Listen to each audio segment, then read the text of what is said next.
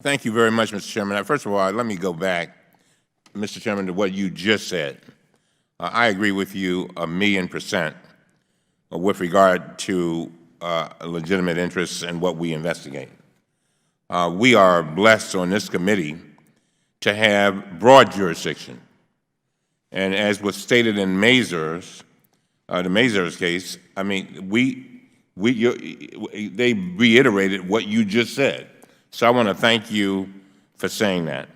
Now, Ms. Tyson, this committee has asked the FBI to produce documents and memorialize the administration's decision to reverse the long-standing plan to move FBI headquarters to a suburban location. We have been told that no final documents exist. Ms. Tyson, is that correct? I can't hear you. Congressman, as you are aware, the FBI is in the process of reviewing and processing and producing documents. I can only speak to the 1,300 pages or so that we've produced thus far. So are there really no formal decision documents related to this project? I believe in the course of our production, sir, you will find a number of documents that do, in fact, indicate the direction and decisions of the FBI headquarters project. So, if true, I find it highly troubling that a decision, relocating thousands of FBI staff and costing billions of taxpayer dollars would be made without significant paperwork explaining that decision. Ms. Tyson, we have also requested all of the other documents relating to these discussions and this decision. Ms. Tyson, will you commit to provide that material to the committee? Sir, again, we are absolutely committed to pulling, reviewing, processing, and producing documents to the committee. How many people are working on that particular production? Sir, we have multiple divisions working on it. I believe there are at least 3 or 4 at this point. We also surged resources in recent weeks in terms of taking agents, professional staff, and attorneys off of other projects in order to expedite the production. Yesterday, you provided drafts of a joint presentation that was made to the Senate.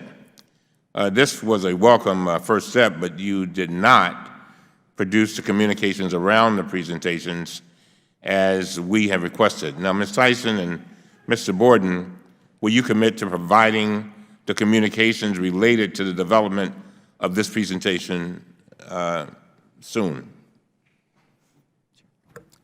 Chairman Cummings, we've had discussions with your staff regarding the email communications that surround these draft reports that were put together. My understanding, and I could be mistaken, but we had asked for a date range of those emails and haven't received that yet.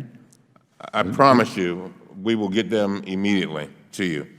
So if we get you that date range, you will work within that date range to get us what we want? We haven't put eyeballs on those emails yet, so we don't see any reason why we wouldn't be able to turn them over, but we do need to look at them first. All right, we'll give you the date range. Ms. Tyson and Mr. Borden, the committee is specifically requesting your decision-making materials, draft and final. We have worked with your staff to prioritize those of highest interest and will continue to do so. These documents are key to our investigation as we are trying to understand how the decisions were made, what factors were considered, and who influenced the decision. Have your agencies decided not to provide the committee with the documents, certain documents? No, sir, I have not received such instructions. Can you commit today to providing the committee with these documents?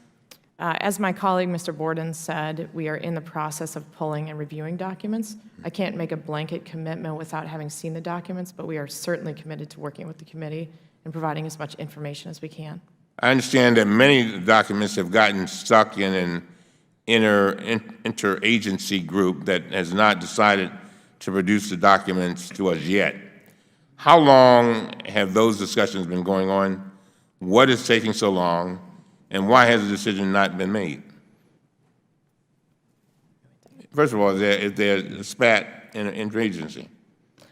Go ahead, Mr. Borden. Sir, I'm not aware of any disagreement between the agencies. It does definitely draw out the time it takes to be responsive when yes, we have a lot of agencies to coordinate with. But I'm not aware of any disagreement there. No, sir. You may go on.